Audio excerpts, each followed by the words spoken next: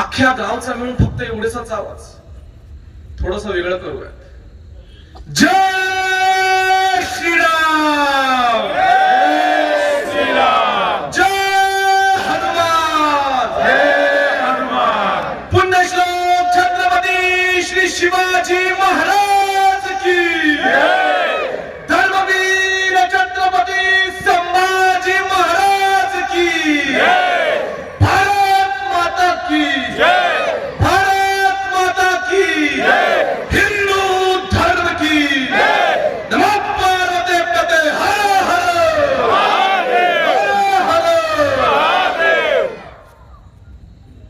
झोपलेला समाज जर जागा करायचा असेल ना तर छत्रपती शिवरायांचं नावच पुरेसं आहे. गाड्यांनो, आज आपण जे व्याख्यान ऐकणार आहात ना, हे केवळ व्याख्यान म्हणून ऐकायचं नाहीये, तर जगण्याचा तंत्र म्हणून समजून घ्यायचं आहे. नेमका आपल्या जगण्याचा तत्व काय आहे, नेमका आमच्या जगण्याचा उद्देश काय आहे हे समजून घ्यायचंय. आणि त्यासाठी आपण सर्वजण या ठिकाणी एकत्रित या सराठी गाव मध्ये आलेलो आहोत.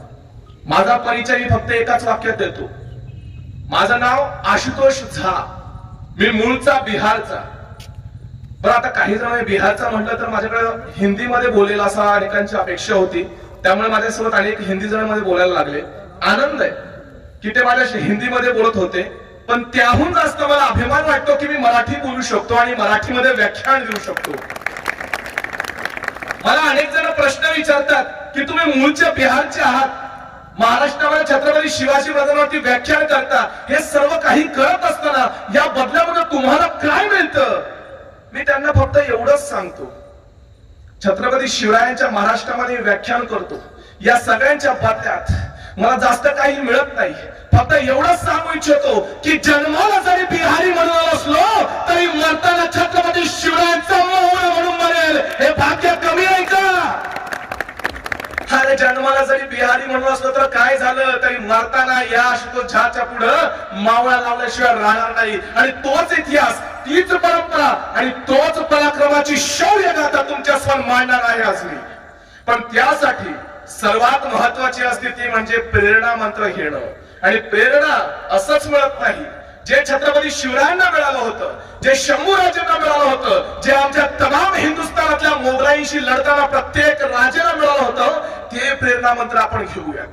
कारण की कोणताही कार्यक्रम प्रारंभ करण्याआधी त्या कार्यक्रमाचा हेतू लक्षात असला पाहिजे. का करतो आहे आपण हा कार्यक्रम? आपण छत्रपती शिवरायांचा गुणगान का करतो आहे? फक्त छत्रपती शिवरायांचाच का गुणगान? संभाजीराजांचा का गुणगान नाही? संभाजीराजे कोणते? शिवरायांचे ज्येष्ठ बंधू. त्यांचं गुणगान का नाही करत? थोडा आपण इतिहासाकडे वळणार आहोत, पण तत्पूर्वी सर्वांनी हात जोडा. आपण एक प्रेरणा मंत्र घेऊयात. खऱ्या पहारामध्ये सर्वांनी हा प्रेरणा मंत्र आरंभ करायचा आहे. प्रेरणा मंत्र आपण सुरू करणार आहोत.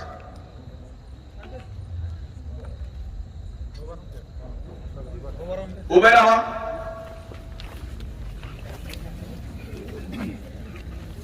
हात जोडा. धर्मासाठी झुंजावे, धर्मासाठी झुंजावे, झुंजोनी अवघ्यासी मारावे, झुंजोनी अवघ्यासी मारावे, मारिता मारिता घ्यावे, मारिता मारिता घ्यावे, राज्य आपले, राज्य आपले, देशद्रोही तुके कुत्ते, देशद्रोही तुके कुत्ते, घालोनी मारावे परते, घालोनी मारावे परते, देवदास पावती भत्ते, देवदास पावती भत्ते, यदर्थी संशयो नाही, यदर्थी संशयो नाही, देव मस्तकी धरावा, देव मस्तकी धरावा, अवगा हल्लकल्लोळ करावा, अवगा हल्लकल्लोळ करावा, मुलुख बळवावा की बुडवावा, मुलुख बळवावा की बुडवावा, धर्म संस्थापनेसाठी, धर्म संस्थापनेसाठी, पुण्यश्लोक छत्रपती श्री शिवाजी महाराज की जय.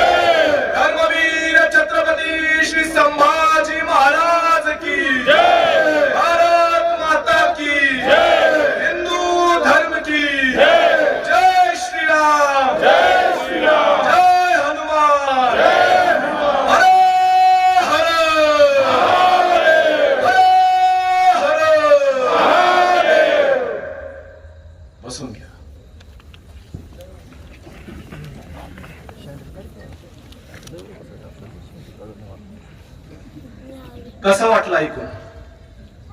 कसं वाटलं खरं सांग. शिवरायांचं नाव घेऊन आणि धर्माचं जतन करूनच खऱ्या अर्थानं शिवजयंती साजरी करता येत असते. आनंद आहे या गावामध्ये. आनंदाची वार्ता ही आहे की कोणी नाचून धिंगाणा केला नाहीये. आनंदाची बातमी ही आहे की प्रत्येकाच्या कपाळावरती भगवा टिळा आहे. प्रत्येकाच्या डोक्यावरती आज कुठे ना कुठे हिंदुत्वाची एक दिव्य ज्योत प्रज्वलित झालेली आहे. आणि तीच दिव्य ज्योत प्रज्वलित करण्यासाठी आज या ठिकाणी आपण शिवव्याख्यान ऐकण्यासाठी बसलेलो आहोत. बालमित्र हो, आज तुमच्यासाठी हे शिवव्याख्यान खूप महत्वाचं आहे. कारण की येणारा काळ हा आमच्यासाठी नसेल तर येणारा काळ तुमच्यासाठी असणार आहे.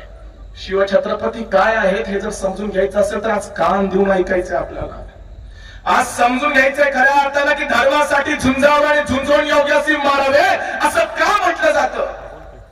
छत्रपती शिवरायांना धर्मरक्षक का म्हटलं जातं. शंभूराजांना धर्मवीर म्हणून का ओळखलं जातं. का आमच्या राजांची जयंती एवढं थाटात केली जाते. याच्या पाठीमागचं कारण काय आहे.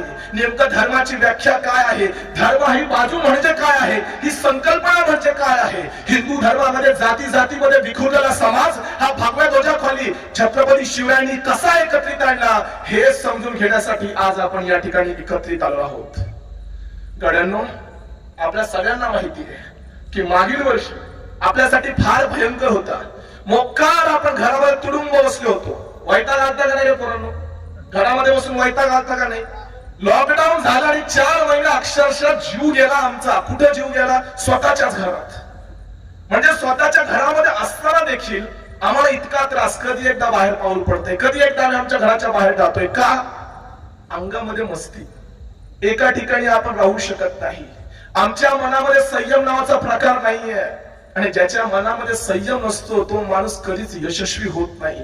याचा अर्थ असा आहे की आपण सर्वजण संयमी आहात आणि म्हणूनच आपण सर्वजण घरामध्ये होता आणि आज या ठिकाणी शिवचरित्र ऐकण्यासाठी सुरक्षित बसलेला आहात. याचा अर्थ आपण सर्वजण संयमी आणि यशस्वी झालेली सगळी धारकरी आहात.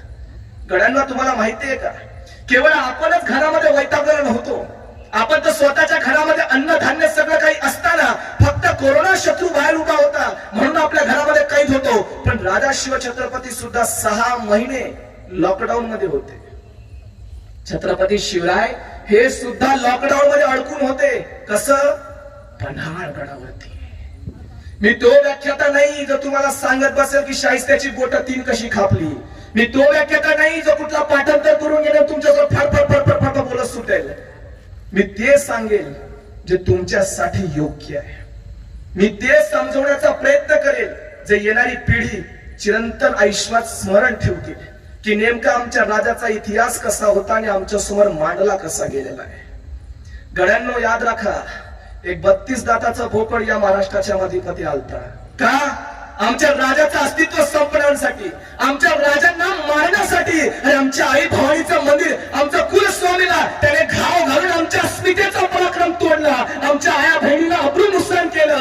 या गावागावामध्ये जोडून त्यांनी सगळी गावं लुटली. हे कशासाठी? कशासाठी हा सगळा कारभार? अफजल खान या मातीमध्ये येतो. हजारो बायकांचा बलात्कार करत त्यांची फौज सुटत असते. पण त्याला रोखणारा कोणीच नाही. त्याला रोकावं कुणी? त्याला रोखण्यासाठी एक योद्धा पुढे येतो. नाव छत्रपती शिवाजी राजे. ही प्रेरणा त्यांना कुठून दिली असेल? महासाहेब जिजाऊंनी. याद राखा गड्यांनो, आपल्या याच महाराष्ट्राच्या मातीमध्ये भारताच्या किनारपट्ट्यामधून आमच्या हिंदुस्थानातल्या बायका पळवल्या जात होत्या. त्या कुठं विकल्या जात होत्या? त्या विकल्या जात होत्या अफगाणिस्तानच्या बाजारात. आजही नवतरुणांनो, घरामध्ये जाल ना त्यावेळेस एकदा गुगल करून चेक करा की त्या अफगाणिस्तानच्या मिनारवरती जे मोठमोठे इमारती आहेत ना, त्या इमारतीवरती काय लिहिलंय? काय लिहिलंय माहितीये का? आजपासून 600 वर्षापूर्वी, 500 वर्षापूर्वी छत्रपती शिवरायांच्या काळाच्या आधीची गोष्ट आहे. त्या मिनारावरती लिहिलेलं आहे, दुखत रे हिंदुस्तान नीलामे 2 दिनार. याचा अर्थ काय माहितीये ताईंनो? भाऊनो, याचा अर्थ असा होतो, दुखत रे हिंदुस्तान नीलामे 2 दिनार.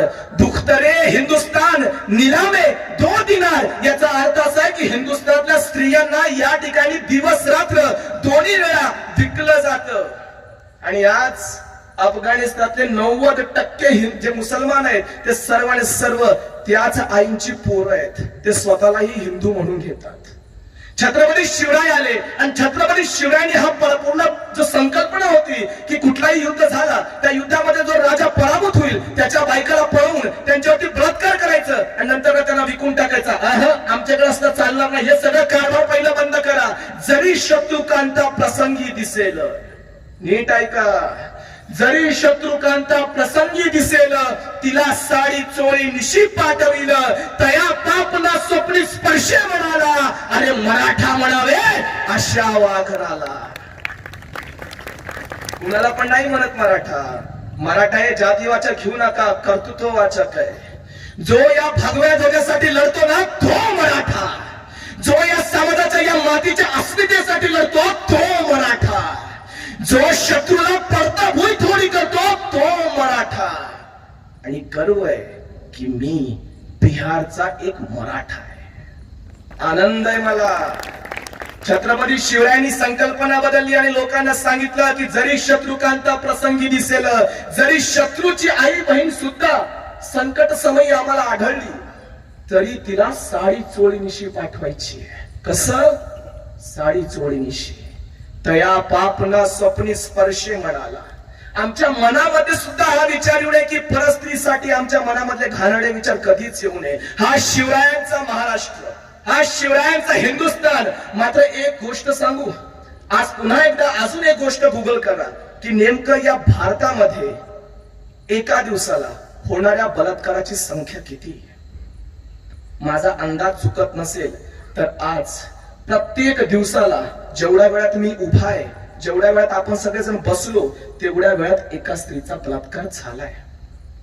हे मनापासून सांगत नाहीये मी, हे काय मी आभाळात गोष्ट सांगत नाहीये. तर हे तुमच्या रजिस्टर आहे, जाऊन गुगलला चेक करा की रोज 24 तासामध्ये 80 बलात्कार होतात रोज. हे रजिस्टर्ड आहेत आणि अनरजिस्टर्ड लाखोच्या संख्येने.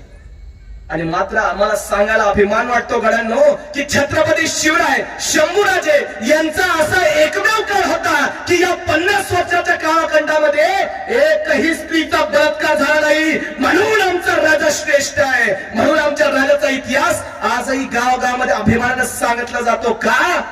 तर छत्रपती शिवरायांनी आया बहिणीचं रक्षण केलं होतं आणि याच आया बहिणीची अब्रूचं नुकसान करतो 32 दाताचा बोकड या महाराष्ट्राच्या मातीमध्ये आलता. काही लोक म्हणतात की तो कशासाठी आलता, तर स्वतःची सीमा वाढवायला. तो सीमा वाढवायला नाही, तो आमच्या दख्खनची घाटी संपवायला आलता.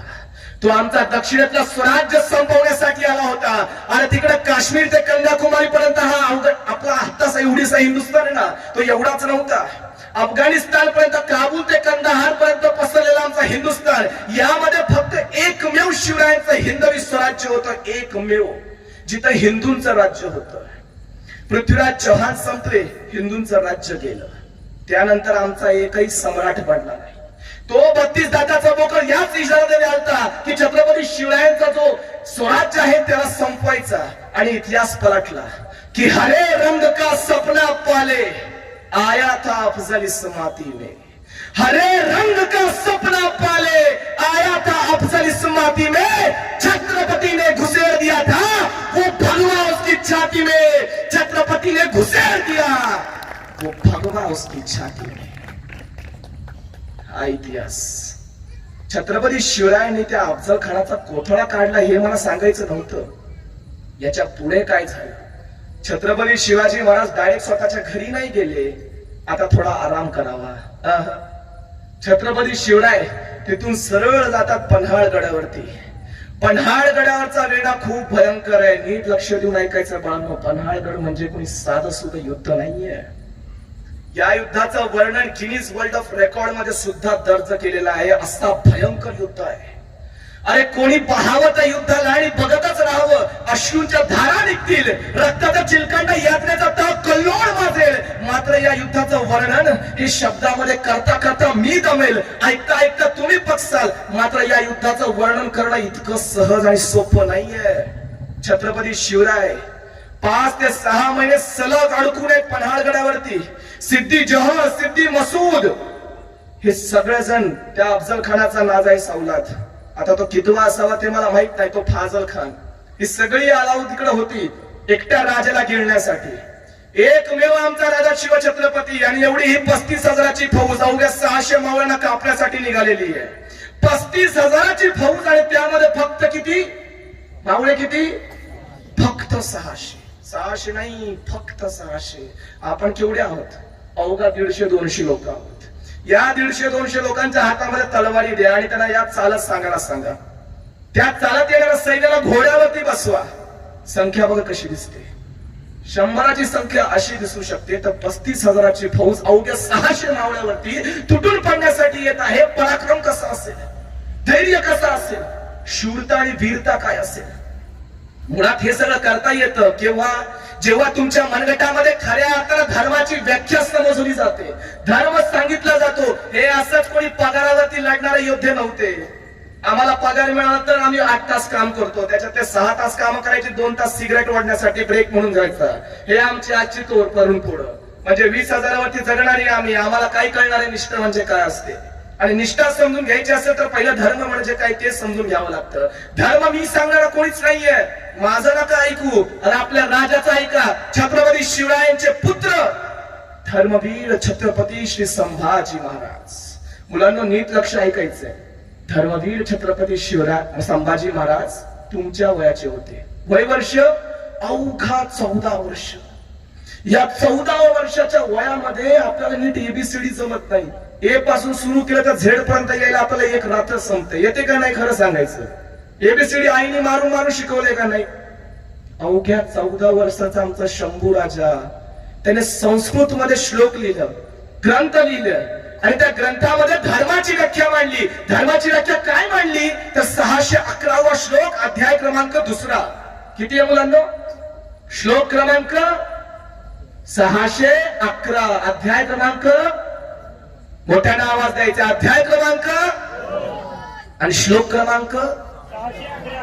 आज घरी जाऊन हे श्लोक बघायचंय. काय म्हणतात धर्मवीर छत्रपती श्री संभाजी महाराज? जीवितम मृतकम मने देहिना धर्म वर्जित. जीवितम मृतकम मने देहिना धर्म वर्जित. मृत्यू धर्मेण संयुक्ते दीर्घजीवी भविष्यति. याचा अर्थ काय होतो? जीवितम मृतकम मने देहिना धर्म वर्जित, मृत्यू धर्मेण संयुक्ते दीर्घजीवी भविष्यति. की जो माणूस जिवंतपणी स्वतःचा धर्म विसरतो त्याच्या जगण्याला काडी मात्र अडवत नाही. पण जो माणूस मेलात तरी धर्म सोडत नाही ना, तोच धर्मवीर छत्रपती शिवाजी महाराज म्हणून ओळखला जातो. हा त्या धर्मवीरांची व्याख्या आहे, आणि ती धर्माची व्याख्या घेऊनच ती 600 मावळे पन्हाळगडावरती वेड्यामध्ये अडकून बसलेली आहेत. खाली 35,000ची फौज आहे.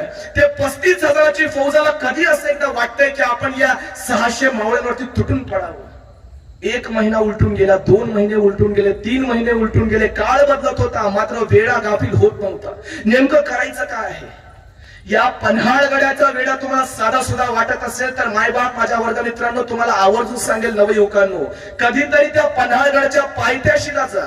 वरती नका जाऊ, पायथ्याला जा, आणि अंगावरती काही बॅग घ्या. त्या बॅगेमध्ये थोडेफार दगड ठेवण्याचे, तुमच्या खाण्याचे पदार्थ ठेवा, आणि चालते व्हा त्या घोडखिंडीकडे, त्या पावनखिंडकडे चालते व्हा, आणि विशाळगडाकडे पोहोचून दाखवा. तुमची आई माई आठवल्याशिवाय राहणार नाही. पायामध्ये प्रत्येक रुतलेला काटा तुम्हाला धर्मवीराची व्याख्या सांगून जाईल. पायामध्ये लागलेली प्रत्येक ठेच, पाय मुरगळला, अंग दुखते, हातामध्ये आलेली कळ तुम्हाला सांगून जाईल की काय होता तो रणसंग्राम. आम्हाला तमाय, आम्हाला आमच्या शरीरावरती प्रेम आहे, त्यांना नव्हतं. आम्हाला स्वतःवरती प्रेम आहे, त्यांना नव्हतं. मग त्यांचं प्रेम कोणावरती? त्यांचं प्रेम होतं या स्वराज्यावरती, त्यांचं प्रेम होतं या मातीवरती. आज आपण सर्व या ज्या ठिकाणी बसलेलो आहोत ना, तो भगवा ध्वज एवढा गर्वाने वरती फडकतोय ना, याचं कारण म्हणजे काय माहितीये का? यांचा बलिदान. ते 600 मावळे लढले नसते तर आज तो भगवा ध्वज फडकला नसता. आणि त्याच भगव्या ध्वजासाठी छत्रपती शिवरायांनी आता संकल्पना केली, अरे काही झालं तर आता तलवारीच्या जोरावरती आपल्याला लढता येणार नाहीये. आणि जिथं तलवार संपते ना, तिथं बुद्धीचं कर्तृत्व चालू होतं. छत्रपती शिवराय यासाठी श्रेष्ठ नाहीये की छत्रपती शिवरायांनी केवळ तलवारीच्या जोरावरती आणि पात्याच्या जोरावरती एवढा मोठा इतिहास घडवला, तर शिवरायांची बुद्धिमत्ता सुद्धा तेवढीच जास्त तरबेज होती. छत्रपती शिवरायांची बुद्धिमत्ता ही वेगळ्या पटीने गेली. छत्रपती शिवरायांनी पन्हाळगडावर एक पत्र पाठवलं त्या सिद्धी जोहरला आणि सिद्धी मसूदला की आम्ही शरण यायला आता तयार आहोत. 6 महिने झाले तो आम्ही वैतागलेलो आहे. आता आपण पण पत्र पाठवतोच की सरकारला की आम्ही घरामध्ये वैतागलेलो आहोत, आम्हाला घरामध्ये राहता येणार नाही, कृपया आम्हाला बाहेर जाऊ द्या. तसे छत्रपती शिवराय सुद्धा तो वैतागलेले असतील असा हा त्यांनी भेद केला आणि त्या सिद्धी जोहरला पत्र पाठवलं की आता आम्ही पूर्णपणे वैतागलेलो आहोत, आमच्याकडे अन्नधान्य सगळं काही संपलेलं आहे, आम्ही तुझ्या शरण यायला तयार होतो. हा इकडे जल्लोष जल्लोष करत साजरा करायला लागला की आखिरकार 6 महीने से जिसकी इंतजार में थे वो काफर वो हमारे चरणों में आ ही गया. आखिरकार ये जितने भी मराठे थे हमारे सामने हार मान लेते हैं. तिकडे यांचा जल्लोष सुरू झाला. छत्रपती शिवरायांनी ते 2 पालख्या तयार झाल्या आणि काळ्या कविन अंधारामध्ये छत्रपती शिवराय आणि त्यांचे 600 मावळे त्या 2 पालखीनिशी खाली उतरले. एक पालखी तिथंच ठेवली. त्या पालखीत कोण होतं नंतर न सांगतो. पहिली पालखी घेतली. शिवराय आणि 600 मावळे सोबत चालू लागले. हळूहळू हळूहळू जाता जाता जाता प्रचंड वेगवान पाऊस आणि त्या वेगवान पाऊस मध्ये एवढ्या मोठ्या जंगलामध्ये त्यामध्ये जो चिखल होता ना, चिखल तो अवघ्या गुडघ्यापर्यंत येत होता. गळ्यांनो मी तुम्हाला आधीही सांगितलं आणि आताही सांगतो, अरे एखाद्याच्या मावळ्याच्या हातामध्ये एखाद्याच्या मावळ्याच्या माझ्या पायामध्ये काटा रुतावा, दुसऱ्या मावळ्याने तोंड दाबा आणि तिसऱ्या मावळ्याने त्याचा काटा काढावा, इतकी भयंकर परिस्थिती होती. इतक्या भयंकर परिस्थितीमध्ये एकही जण थांबायचा नाहीये का, तर समोर सिद्धी जोहरची 35,000ची फौज आहे. या 35,000च्या फौजेला काही करून कानामध्ये खबर नाही गेली पाहिजे की या ठिकाणी आपण निसटतो आहे. ते पत्र पोहोचलंय का सिद्धी जोहरकडे, इकडे जल्लोष चालू आहे आणि एका बाजूला सगळेजण निघून चाललायत, सगळं चालतायत.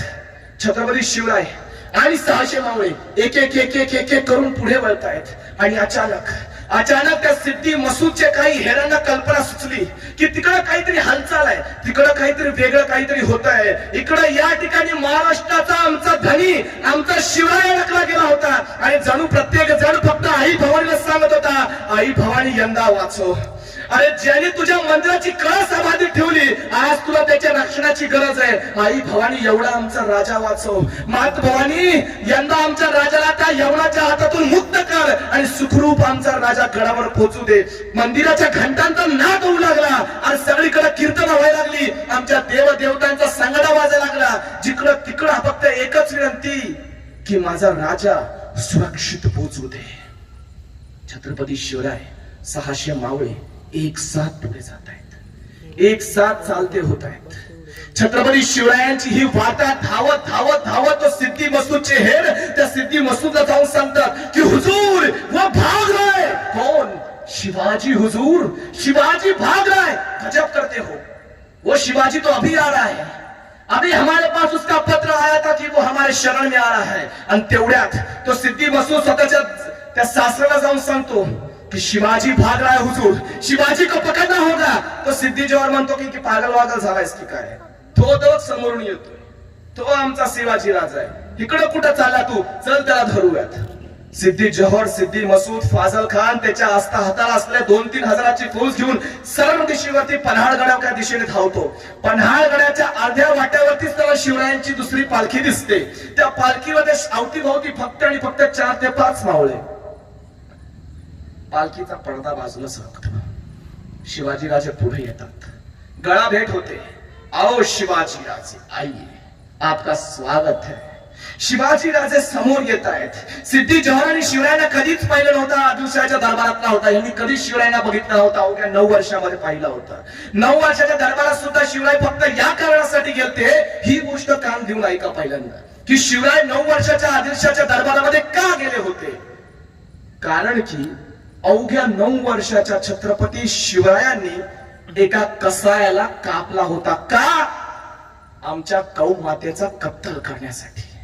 ज्याने आमच्या गौ मातेचा कत्तल करताना अवघ्या 9 वर्षाचा शिवराय आहे आणि 9 वर्षाच्या शिवरायांनी त्या कसायाला उभा कापला होता. का? तर गाई आमची माता आहे आणि काही लोकांना हल्ली अनेक मंत्र सुचू लागलेले आहेत की गाईला कापून खाणारे आणि गाईला आई मानणारे भाऊ भाऊ होत आहेत. विचार बदला. गाईला कापून खाणारे कधीच भाऊ नसतात. शत्रूला शत्रूच म्हणावं यात चूक नसते. हे आमच्या शिवरायांनी सांगितलंय. त्या आदिलशाहच्या दरबारामध्ये शिवरायांना पेश केलं. इकडं तिकडं पाहिलं, सगळ्यांची गर्दनं वाकलेली आहेत. शिवरायांना सांगितलं आलं. अवघ्या 9 वर्षाचे शिवराय. बाळांनो किती वर्ष आहे? 9 वर्षाचे शिवराय आहेत. इथं सगळेजण 35, 40, 50 60-60 वर्षाचे सरदार आहेत, हिंदू सरदार उभे आहेत. त्या सरदारांच्या माना वाकलेला 9 वर्षाचा आमचा शिवराय ताट मान करून उभा आहे त्या दरबारामध्ये. मान वाकवणार नाही, सॉरी सुद्धा तो माफी सुद्धा मागणार नाही. आणि शिवरायांचा तो झालेला अपमान की आमच्या हिंदू राजांची गर्दन वाकली आहे आणि आम्ही स्वतःला आझाद म्हणून घेतो, आम्ही स्वतःला स्वतंत्र म्हणून घेतो. कशासाठी, कोणासाठी? या म्यान्यात ठेवलेली तलवार चालते तर नेमकी कोणासाठी? या आदिलशाहसाठी. चालणार नाही अजिबात. छत्रपती शिवराय अवघ्या भरल्या डोळ्याने आईसाहेब जिजाऊंकडे जातात. महासाहेबांना म्हणतात, महासाहेब हे स्वराज्य आहे का? हे कसलं रयतेचं राज्य? या ठिकाणी आमच्या आया बहिणीला दिवसा ढवळ्या उचलल्या जातात, या ठिकाणी आमच्या आईला आमच्या समोर कापलं जातं, त्याला शिक्षा दिली म्हणून आम्हाला नजर वाकडी करायला लावतात, नजर खाली करायला लावतात. हे कसलं स्वराज्य? 9 वर्षाच्या जिजाऊ त्या बाळाला जिजाऊ आऊसाहेब म्हणतात की राजे हे शिवशाही नव्हे, ही मुघलशाही आहे. या तख्तावरती बसलेला आलमगीर, औरंगजेब, कुतुबशाह, आदिलशाह, फ्रेंच, डच, जेवढे पोर्तुगाली, जेवढे परकीय सत्ता आहेत, त्या परकीय सत्तांनी आमच्या भारत मातेच्या छाताडावरती पाय दिलाय. शिवबा, आता जर तुमचं काही कर्तव्य असेल तर त्या पायाला तोडायचा आणि याच मातीमध्ये तुम्ही हिंदवी स्वराज्य उभं करायचं. आणि आमच्या राजांनी शपथ घेतली, रायरेश्वराच्या पायथ्याला जाऊन शिवरायांनी महादेवाच्या पिंडीवरती रक्ताचा अभिषेक केला आणि गर्जना झाली, हे स्वराज्य व्हावं, येतो श्रींची इच्छा. मात्र त्याच स्वराज्याला संपवण्यासाठी पन्हाळगडावरील त्या सिद्धी जोहर समोर एक शिवराय उभा होता. दोघांची गळा भेट झाली. शिवरायांना कधी न पाहिलेला सिद्धी जोहर, मात्र सिद्धी जोहरने शिवरायांना कडकडून मिठी मारली. 1 डोळे, 2 डोळे, 3 डोळे, 4 डोळे संशयी नजराने त्या शिवरायाकडे फिरले. ये शिवाजी नहीं हो सकता हुजूर, ये शिवाजी हो ही नहीं सकता. कैसे करे हो? ये शिवाजी नहीं फिर कौन है? समोर त्याला अंगावरती घेतलं. कुत्रा जसं अंगावरती धावत जातं ना, अगदी तसंच कुत्र्यासारखा सिद्धी जोहर अंगावरती गेला की सच बता, कौन है तू, कोण आहेस तू, सांग.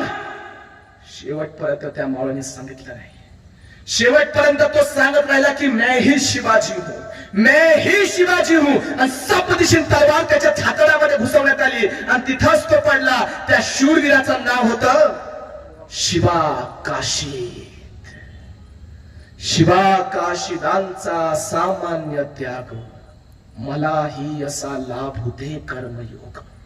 असे मागतो नित्य तुळजापुराला, मराठा म्हणावे अशा वाकराला. शिवा काशीदांचा त्याग आहे हा. गड्यांनो, तुम्हाला वाटत असेल की हे खूप सोपं काम होतं. मृत्यूच्या मगरमिठीला जाऊन मृत्यूला आलिंगन देणं इतकं सोपं काम नसतं. समोर मृत्यू आहे, एकदा आपण समोर गेलो तर परतणार नाहीये हे माहित असून सुद्धा आमचा राजा वाचला पाहिजे. फक्त एवढ्याच प्रेमापोटी, या स्वराज्यापोटी, या भगव्या निशाणापोटी शिवा काशीदांनी जो त्याग दिला, तो त्याग इतिहासामध्ये अमरत्व प्राप्त करणार होतं. आणि या अवघ्या 2 तासाच्या कारकिर्दीमध्ये छत्रपती शिवाजी महाराज आपल्या 600 मावळ्यांनिशी पावनखिंडच्या फार पुढे निघून गेले होते. छत्रपती शिवाजी महाराज अवघ्या 600 मावळ्यांनिशी त्या पावनखिंडीच्या जवळच उभे. तिथून सैन्य पळत आलं. जवळपास 10,000ची फौज एकत्रित आक्रमण करणार. कोणावरती? अवघ्या 600 मावळ्यावरती. आणि समोर काय होतं? तर समोर आमचं घोडखिंड. त्या घोडखिंडीच्या अंगावरती धावायचं होतं आम्हाला. त्या घोडखिंडीची वाट अक्षरशः एवढीच आहे.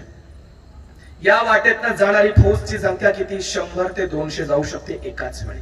कधी जमलंच तर जा आणि पहा तिकडच्या दगडांवरती नीट पाय तरी देता येतं का. तिथून जाणार आहे फौज. अवघे 600 मावळे आहेत आणि तिकडून नाराय तकबीर, अल्लाहू अकबर, टक टक, दिन दिन दिन दिन दिन दिन करत करत करत या 600 मावळ्यावरती तुटून पडण्यासाठी अवघे 35,000ची फौज एक साथ येत आहेत. चालत येत नाहीये, घोड्यावरती आहेत. आमचे मावळे रात्रभर चालून थकलेले होते. त्यांचे पाय, हात सगळं काही दुखत होतं. मान कणा सगळं काही त्रास देत होतं. पायामध्ये चप्पल नव्हती, अंगावरती जखमा झाल्या होत्या आणि चिखलाने माखलेले होते. जणू रक्ताचा अभिषेक केला असेल महादेवाच्या पिंडीवरती, तसा त्यांचा रौद्र रूप. अशा थकलेल्या मावळ्यांना हरवण्यासाठी हे ताजे तवाने दारू पिलेले सगळे बोकड एक साथ येत होते आमच्या हिंदवी स्वराज्याच्या हिंदू मराठा योद्ध्यांवरती. एक साथ चालून येत होते. हा आवाज वाढत होता, अल्लाहू अकबर, अल्लाहू अकबर. आणि या ठिकाणी फक्त 300 मावळ्यांचा हर हर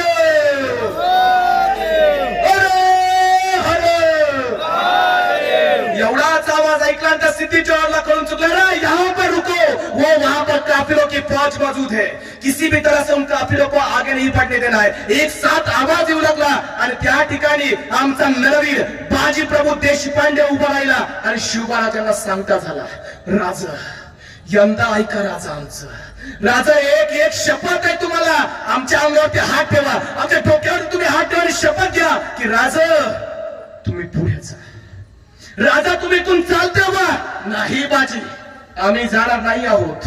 माझ्या योद्ध्यांना, माझ्या सर्व मराठा योद्ध्यांना मी या ठिकाणी सोडून पुढे जावं, अजिबात मी पुढे जाणार नाही. राजा पिता म्हणून तुम्हाला आज्ञा करतो आहे, पुढे चालते व्हा. राजा ज्यांच्यामुळे आमच्या मंदिराची कळस आज जिवंत आहे ना, ते जगले पाहिजे. राजे ज्यांनी आमच्या आया बहिणी नासवल्यात ना, त्यांना नासवायचं असेल, त्यांना कापायचं असेल तर तुम्ही पाहिजे. लाख मेले तरी चालते, मात्र लाखाचा पोशिंदा जगलाच पाहिजे. राजा आमचा ऐका. छत्रपती शिवरायांनी अक्षरशः काळजावरती दगड ठेवला आणि छत्रपती शिवरायांनी विचारलं की तुमच्यासोबत किती फौज हवी. अवघे 600 मावळे, त्याच्यामध्ये किती फौज असावी. 300 मावळे.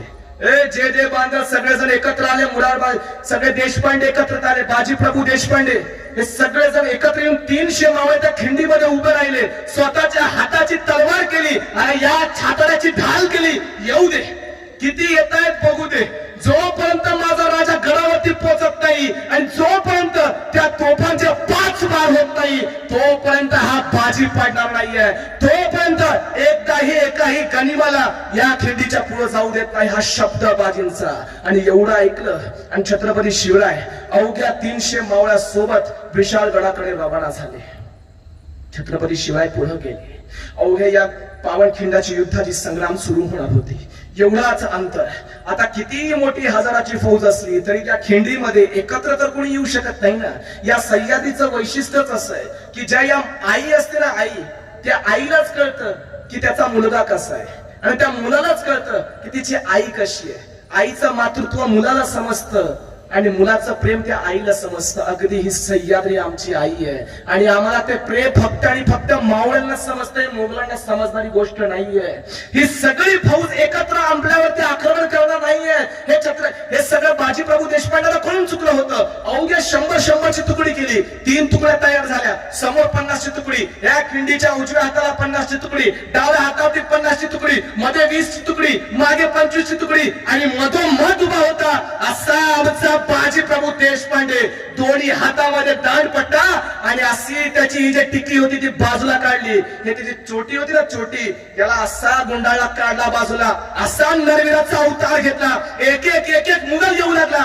दोन्ही हाताने दांडपट्टा फिरत होता आणि सपासप कापून टाकला. एक एक मावळा मरत चाललाय. एक मावळा मरतोय ना तर त्याच्या ऐवजी 100 त्या मुघलांना मारून मरत होता. एवढा भयंकर रणसंग्राम चालू झाला. त्या सिद्धी मसूदला कळत नव्हतं की नेमकं वरती चाललंय काय, नेमकं दिसत नव्हतं, कारण की पडणारी माणसाची होती. ही सगळी मुघल 100 जण गेली, कापून आले. 200 जण गेली, कापून आले. 300 जण गेली, कापून आले. 3 तास चालणारा युद्ध चालूच राहिला होता. 4 तास होऊन गेले, 5 तास होऊन गेले, 6 तास उलटून गेले आणि छत्रपती शिवाजी महाराज विशाळगडावरती पोहोचतायत आणि त्या तोफाचे 5 बार देत आहेत. कान लावून ऐकत होता आमचा बाजी प्रभू देशपांडे. कान देऊन सांगत होता, राजा पोचला कर, अजून नाही. तोफेचा आवाज आला कर, अजून नाही. पण थांबतो कशाला, कापते मोगलांना.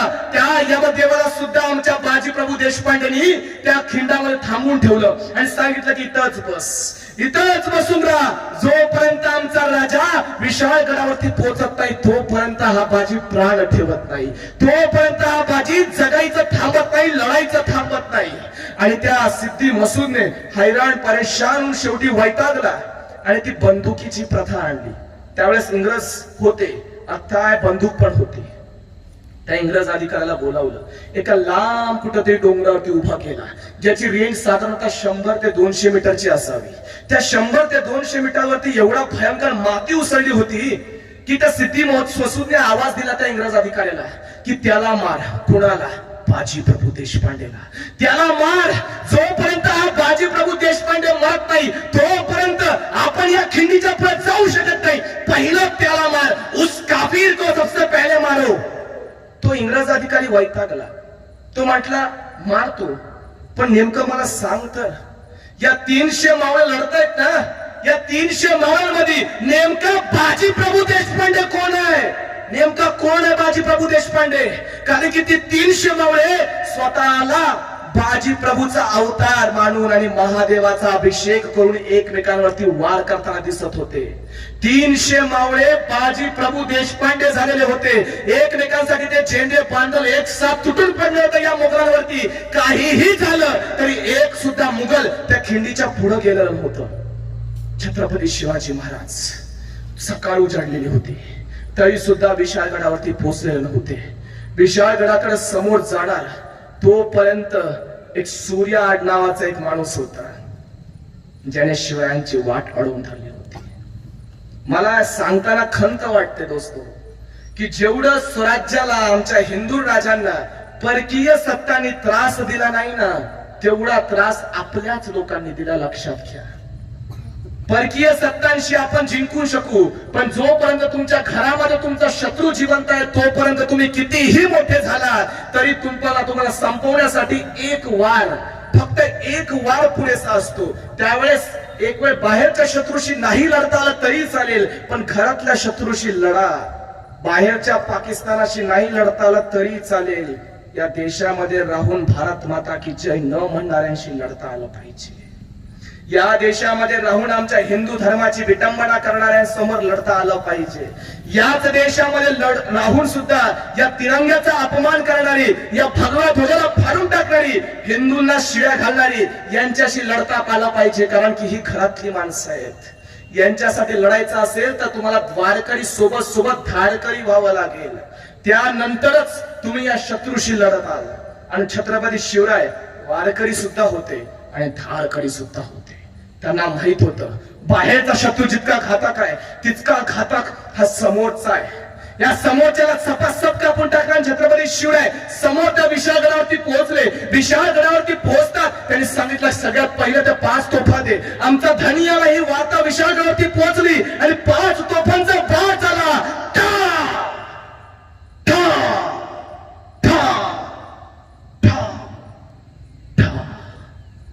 आमचा राजा पोहोचला.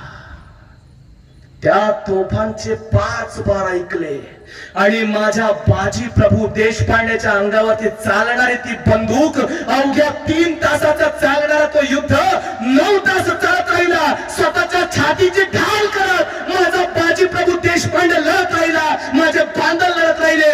माझा प्रत्येक हिंदू योद्धा लढत राहिला. का तर तुम्ही आम्ही आज स्वतःला हिंदू म्हणून घ्यावं म्हणून लढत होते.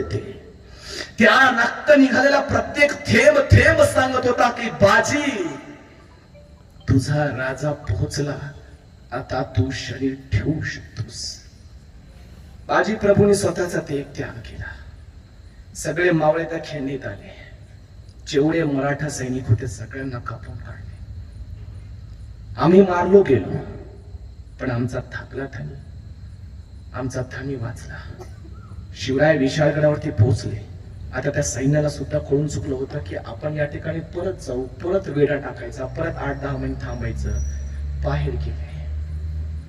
छत्रपती शिवरायांचं कर्तृत्व फक्त एवढ्यासाठीच नाहीये की छत्रपती शिवरायांनी तलवारीच्या जोरावरती एवढे युद्ध लढले, तर छत्रपती शिवरायांचं कर्तृत्व एवढं आहे की छत्रपती शिवरायांसाठी लढणारी जी माणसं होती ती कधीही निष्ठेने विकली गेलेली नाही आहेत. आणि ती निष्ठा समजून घ्यायचं असेल तर पहिल्यांदा तुम्हाला धारकरी म्हणून घ्यावं लागेल. पहिल्यांदा तुम्ही धारकरी या शब्दाचा तुम्हाला समजून घ्यावा लागेल की नेमका अर्थ काय असतो.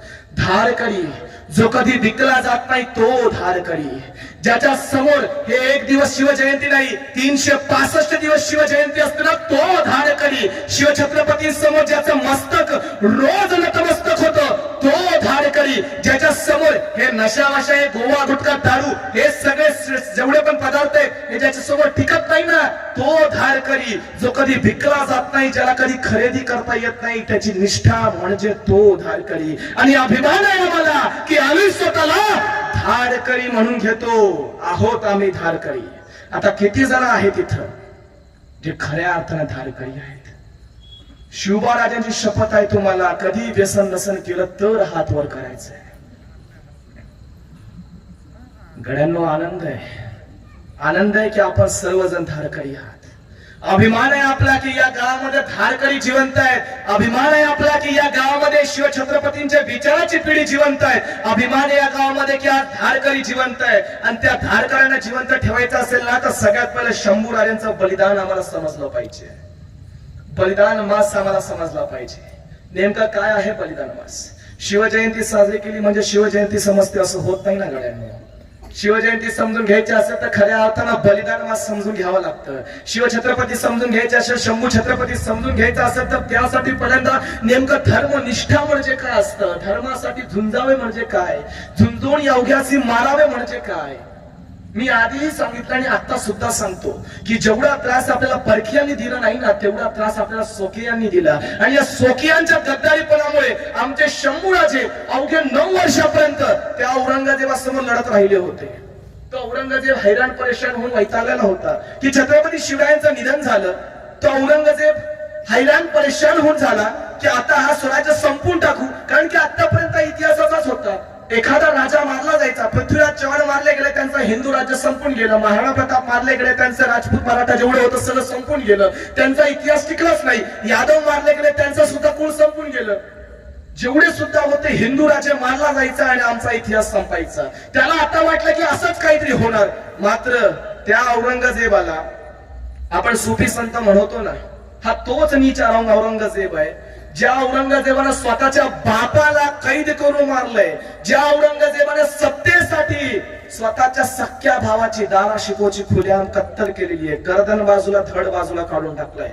त्या औरंगजेबा स्वतःची जी जिरटोप असते ती जिरटोप बाजूला सारतो. हैराण परेशान झालेला था औरंगजेब त्या खुदाला म्हणतो की या खुदा, अरे कैसे है ये मराठे, हमने ऐसे ऐसे राजा महाराजा देखे जो तो हमारा नाम सुनकर अपना राज्य में सौंप दिया करते थे. ऐसी जाबाज फौज देखी जो हमारे सामने घुटने टेक दिया करती है, पर पहली मर्तबा ऐसा दिलेर शख्स हमने संभाजी भोसला जैसा देखा है. पूरे हिंदुस्तान को अपने खौफ से अदा कर देने वाला ये आलमगीर औरंगजेब बादशाह इस 32 साल के संभाजी को शिकस्त न दे सका. लानत है खुद पर. 32 वर्षाचे शंभूराजे औरंगजेब, पूर्ण मुघलिया सल्तनत, पूर्ण हिंदुस्थानाला जिंकून टाकणारा या स्वतःच्या छोट्याशा स्वराज्याला जिंकू शकला नाही. छोट्याशा स्वराज्याला जिंकू शकला नाही का? तर शंभूराजे हे आपल्या धर्मासाठी आणि भगव्या ध्वजासाठी लढत राहिले होते. आणि अखेर शंभूराजे आपल्याच फितरूंमुळे लोकांमुळे पकडले गेले. शंभूराजांना पकडण्यात आलं त्या बहादूरगडावरती ज्यावेळेस ते दरबार बनवलं होतं ना, त्या दरबारावरती एवढ्या अंतरावरती एवढ्या अंतरावरती तो औरंगजेब तख्तावर बसला होता. संभाजी महाराज समोर नाही आहेत. तर मी तो दरबाराची ते दरवाजा होती ना, दरवाजा अगदी खाली केली होती बारीक. कशासाठी? छोट्या छोट्या गोष्टीतून स्वाभिमान दिसतो लोकांचा. छोट्या छोट्या गोष्टीतून आपल्याला कळतं की नेमका इतिहास काय आहे. त्या दरवाजा खाली करण्याचं कारण काय माहितीये? की त्यांच्या सोबतीला असणारे कविराज, जे कवी कलश होते आणि कविराज भूषण हे भिन्न भिन्न आहे बरं का. आता मध्ये मालिका लागली होती त्यामुळे अनेकांची गफलत झाली की कविराज भूषण एकच आहे आणि कवी कलश सुद्धा एकच आहे. पण तसं नाहीये. कविराज भूषण हे छत्रपती शिवरायांचे आणि कवी कलश हे शंभू राजांच्या शेवटच्या काळापर्यंत त्यांच्या सोबत असणारे त्यांचे कवी होते.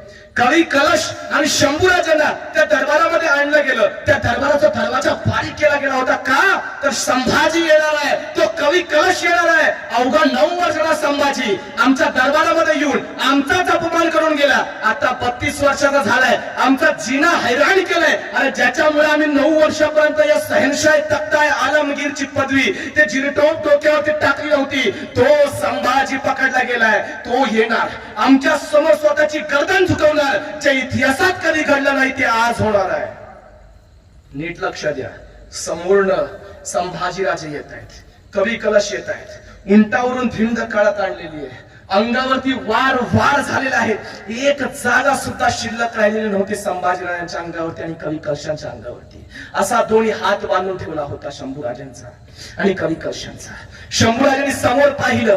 समोर काय तर तो दरवाजा बारीक. शंभूराजांना कळून चुकलं की आता आपण समोर जाणार आहे. आपली गर्दन चुकणार आहे. पुन्हा समोर त्या औरंगाबाद हॅट अजिबात चालता होणार नाहीये. त्या शामियानामध्ये आमचा शंभूराजा जातो. ताट मारल्यानंतर शंभूराजे स्वतःच्या डोक्याला दरवाजा धडकी बांधतात.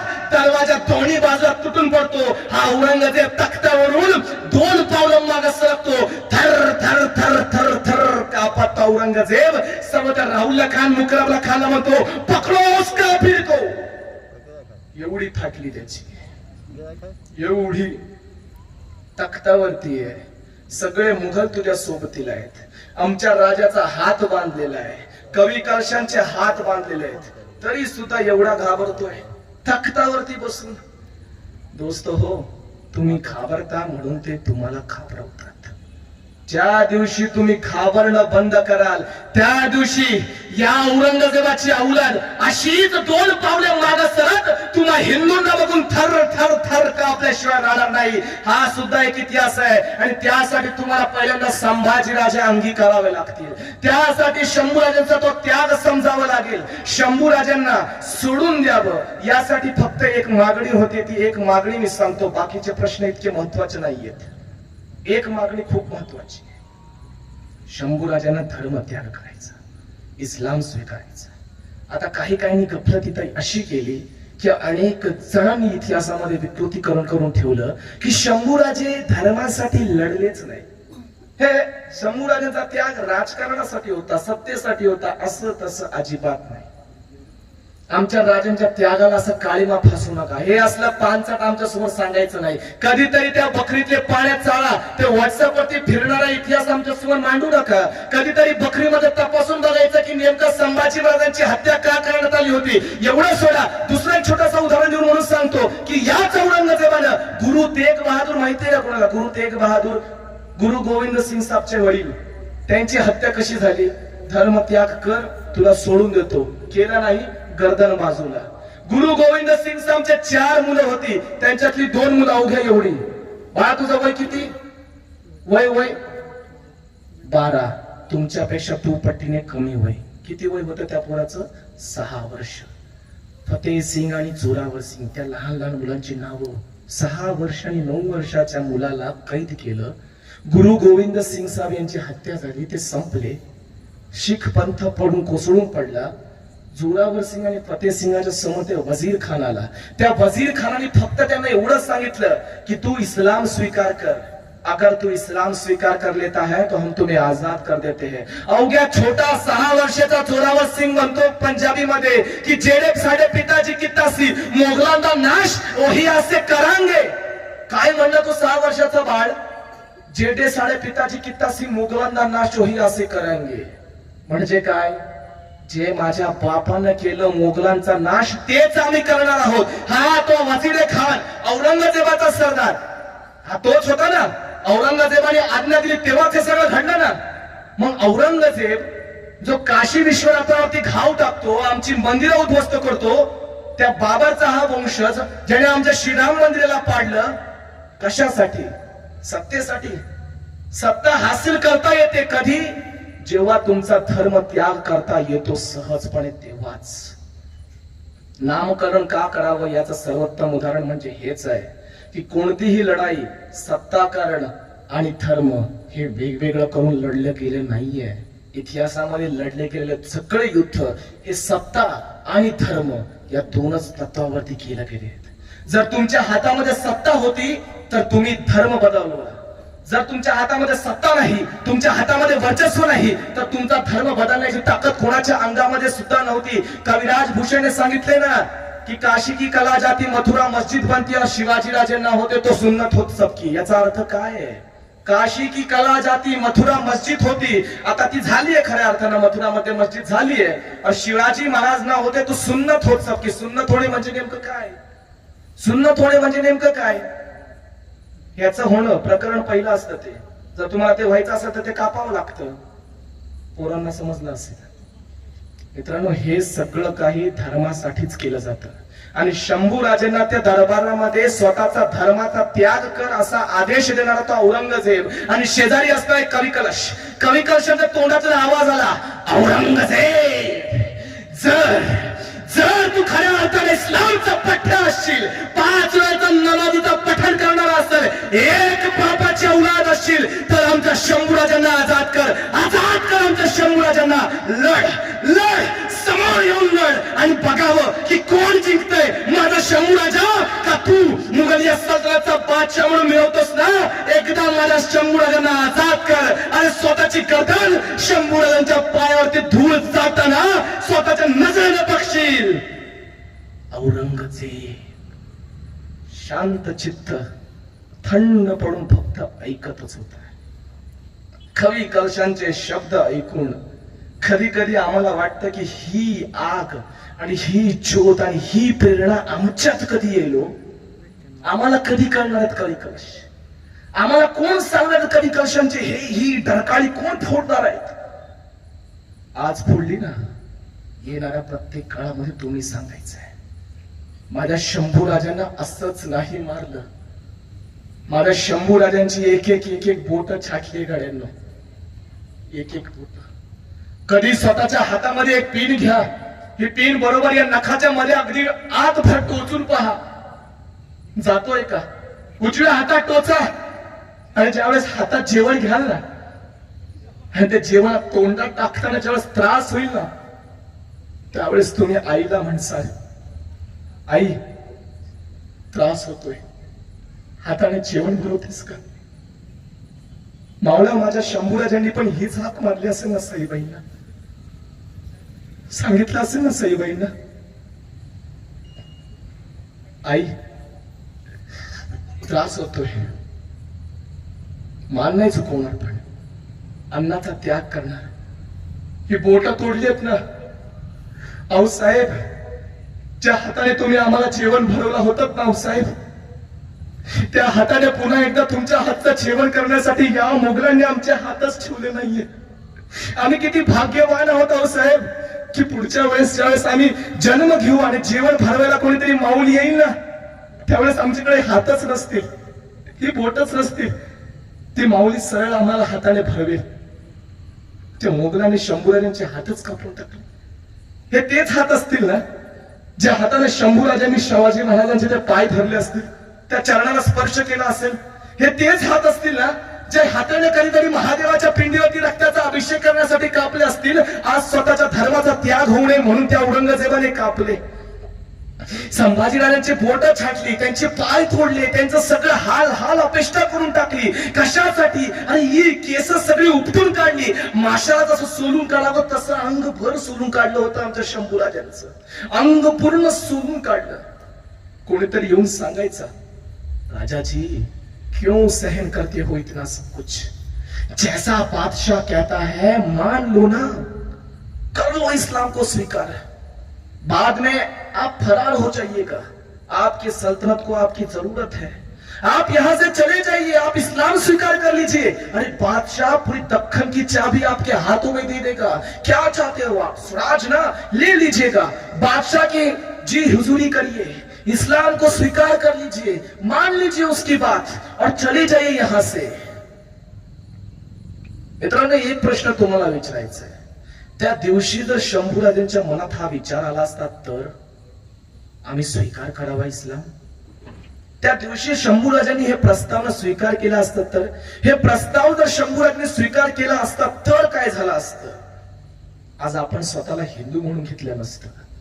पण छत्रपती धर्मवीर संभाजी महाराजांनी हा प्रस्ताव स्वीकारला नाही.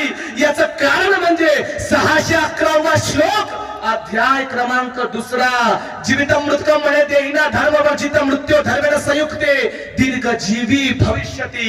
मेला तरी चालेल मात्र हिंदू म्हणून जन्म घेतलाय आणि हिंदू म्हणूनच मरणार. म्हणून आमचा छत्रपती धर्मवीर झाला, आमचा राजा धर्मवीर म्हणून ओळखला गेला. शंभूराजांचे हात पाय सगळं कलम करण्यात आले.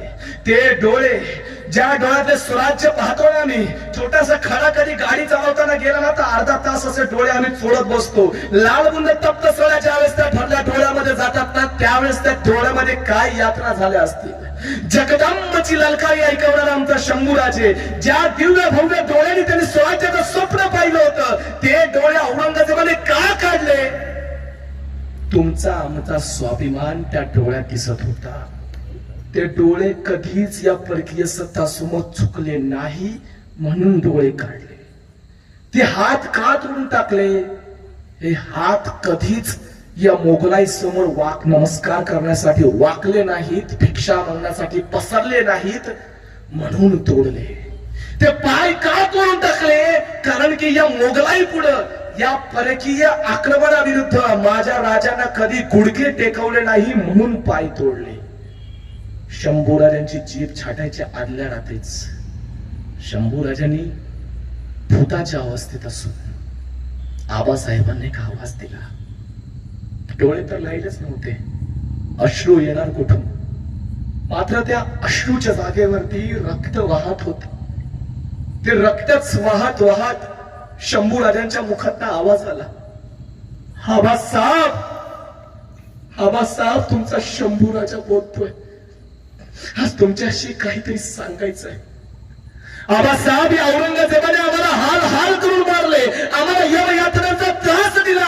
मात्र आबासाहेब, एक एक एक गोष्ट सांगतो, आम्ही आमची गर्दन झुकवली नाही, आम्ही नाही धर्म बदलला आमचा, आम्ही नाही सोडला आमचा धर्म, आम्ही स्वतःची गर्दन झुकवली नाही. त्यांनी आमचे हात तोडले आबासाहेब, पण तुमच्या शंभूपणानं त्याच्या समोर हात टेकवला नाही. आबासाहेब, त्यांनी आमचे पाय तोडले, मात्र त्या औरंगजेबासमोर जसं तुम्ही ताट मानेने चालायला शिकवलं होतं ना, अगदी त्या ताट मानेने आम्ही त्या औरंगजेबासमोर उभा राहिलो होतो. मात्र आबासाहेब, दुःख एकाच गोष्टीचं आहे, त्रास एकाच गोष्टीचा आहे, आम्हाला तुमचं स्वराज्य वाचवता आलं नाही.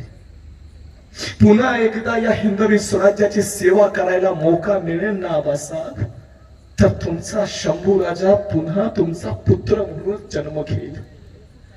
शंभूराजांच्या मुखात निघाले ते प्रत्येक शब्द काळजावरती दगड मारणारे होते. शंभूराजांचा प्रत्येक दगड आज या ठिकाणी तुम्हा आमच्या अस्तित्वावरती घाव टाकतोय. तुम्हाला काय वाटतं? शंभूराजांचे तुकडे तुकडे करून फेकून दिले या नालायक हरामखोर मुघल सत्तांनी आम्हाला आमच्या राजाचा अंतिम संस्कार सुद्धा करता आला नाही. आणि त्याच औरंगजेबाच्या नावावरती आज सुद्धा आमच्या याच महाराष्ट्राच्या मातीमध्ये एवढा मोठा औरंगाबाद शहराचं नामकरण केले. ते का? स्वाभिमान त्यांच्यात आहे, तुमच्यात संपला. तुम्ही बाटले गेले ते नाही. खर तर ज्यांनी तलवारीच्या जोरावरती सलवार घातला त्यांनी स्वतःच्या धर्माला एवढ्या डोक्यावरती घेऊन नाचवला. मात्र तुमच्या आमच्या स्वराज्यासाठी, या हिंदू धर्मासाठी, या भगव्या ध्वजाच्या प्रतीकासाठी ज्याने स्वतःच्या धर्माचा त्याग न करता शरीराचा प्राण सोडला, त्यांनी स्वतःचा धर्म विसरून गेला, त्यांनी धर्म सोडून दिला. आज त्या औरंगाबादच्या एसटी वरती मी थोड्या दिवसापूर्वी एक वार्ता बघत होतो. त्या टीव्हीला एक बातमी आली, औरंगाबाद असं नामकरण केलेलं एक एसटी होती. तुम्ही सगळ्यांनी बघितली असेल का नाही माहित नाही. त्या औरंगाबादच्या नामकरणावरती तिथं संभाजीनगर असं लिहिलं होतं. दिलता का नाही रे? त्याच्यावरती काय फेकला होता? तो दगड संभाजीनगर वरती नाही, तुमच्या माझ्या राजाच्या नावावरती होता, तुमच्या माझ्या राजाच्या स्वाभिमानावरती होता. तो दगड हे तुम्हाला दाखवण्यासाठी देत होता की आज सुद्धा ही औरंगजेबाची औलाद या मातीमध्ये जिवंत आहे. त्या कबरीतनं आजही औरंगजेब तुम्हाला आमच्यावरती हसतोय की 350 साल बीत चुके हैं, लेकिन आज भी संभाजी का नाम ना दे सके तुम अपने शहर को और अपने आप को हिंदू कहते हो. वो तो इससे अच्छा मेरे मुसलमान भाई है जिन्होंने औरंगाबाद का नाम रखने के लिए कह दिया कि अगर दम है तो संभाजी का नाम लेने वाले मेरे सामने आकर दिखाओ. हे आम्हाला उघडपणे चॅलेंज देणारी माणसं कुठली आहेत? बाहेरची नाही. मी आधी सुद्धा सांगितलं, 5 वेळा ही गोष्ट सांगतोय की परकीय सत्तांशी छत्रपती शिवरायांनी लढा दिला हा त्यांचा मोठं कर्तृत्व नाही, तर छत्रपती शिवरायांनी स्वतःच्या आतमधील असलेल्या शत्रूंना पहिलं संपवलं, मगच त्यांनी परकीय सत्ताशी लढा दिला. ही जेवढी शहरं आहेत, ही जेवढी देवस्थान आहेत, ही जेवढी देऊळं आहेत ना, यांना उद्ध्वस्त करण्याचा एकच उद्देश असतो की तुमच्या स्वाभिमानाला संपवा. ज्या माणसाचा धर्म संपवायचा असतो ना, त्या माणसाचा पहिल्यांदा स्वाभिमान संपवला जातो. आणि तो संपवण्याचं काम कसं होतं?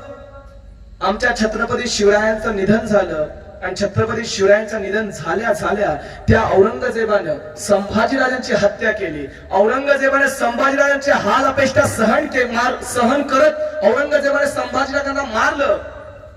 आणि सगळ्यात मोठा खाळा घातला तो आमच्या 32 मण सुवर्ण सिंहासनावरती. छत्रपती शिवाजी महाराजांचा 32 मण सुवर्ण सिंहासन कितीचे माहितीये का? ते 32 मण म्हणजे किती? 1280 किलो सोन्याचं सिंहासन. काय किंमत असेल त्या सिंहासनाची? हजारो कोटीचं सिंहासन. जसं हे रायगडावरती आले त्याने सगळ्यात पहिलं आमच्या 32 मण सुवर्ण सिंहासनावर तोडून काढलं. का? तर हे 32 मण सुवर्ण सिंहासन तुम्हा आमचा रयतेचा स्वराज्याचा छत्रपतीचं प्रतीक आहे. हिंदूंनो, तुमच्या स्वाभिमानाचं प्रतीक आहे. अरे 300 वर्ष ही परकीय सत्ता तुमच्या डोक्यावरती थैया थैया नाचत होती. या थैया थैया नाचणाऱ्याला नेहमीचा तमाशा करणारा बाई म्हणून सोडला. आणि आमच्या राजानं तुम्हा आम्हासाठी स्वाभिमान म्हणून जगायला ते 32 मण सुवर्ण सिंहासन हिंदूंचं राज्य प्रस्थापित केलं, त्याला तोडून टाकलं. आणि त्या रायगडाचं नामकरण काय झालं माहितीये का? इस्लामगड. रायगड इस्लामगड म्हणून ओळखला गेला. नामकरण कशासाठी? राजकारण लोक विचारतात काय होतंय नामकरण बदलून. कधीतरी कोणासमोर जावं आणि त्यांनी सांगावं की नाव बदलून काय होतं. स्वतःला अफजल गुरु म्हणून घे, मग स्वतःचं नाव, स्वतःचा जन्म घेतलेला पुराचं नाव कसा म्हणून ठेव. मग आम्ही तुम्हाला प्रश्न विचारतो की नाम ने क्या रखा है? मित्रा, नावातच सगळं असतं. नाव म्हणजे तुमचा स्वाभिमान असतो.